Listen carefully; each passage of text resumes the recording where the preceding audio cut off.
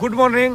এসআরএমবির যে টুর্নামেন্ট হয় cricket tournament, SRMB Kalitala club খেলায় যে ডিএস মাঠে মাঠ যেমনি সাজিয়েছে প্লেয়ারও অমনি এসছে। তো কালকে নাকি একটা বড় এইভাবে দেখাইছে আগে তো কালকে একটা ভালো প্লেয়ার এসছে নাকি, ওইটার নাম তো আমি জানি না। কাকা খোকন তোরা তো জানিস, একটু বল এদের কাছে একটু শুনে নেন কালকে কে এসছে। স্যার কালকে কে এসেছিল? সুরেশ শর্মা। কালকে কে ছিল ভাই? সুরেশ শর্মা। দাদা কালকে কে ছিল? সুরেশ শর্মা। আচ্ছা আচ্ছা আচ্ছা, এই ছেলেটা যে সুরেশ শর্মা বললো, এই ঠান্ডার মধ্যে ওর কি কালো শরীরে কোনো এফেক্ট হচ্ছে জিজ্ঞেস করেন।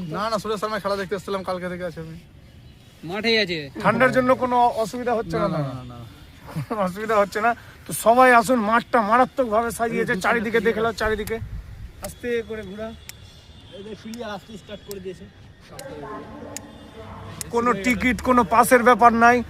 আগামী রবিবার ফাইনাল। আজকে কার খেলা আছে জানি না, তবে প্রত্যেকদিন 9টায় খেলা শুরু হচ্ছে। ফাইনাল হবে ধামাকা, কালীতলা ক্লাবের এসআরএমবি ক্রিকেট টুর্নামেন্ট। হাততালি হাততালি হাততালি।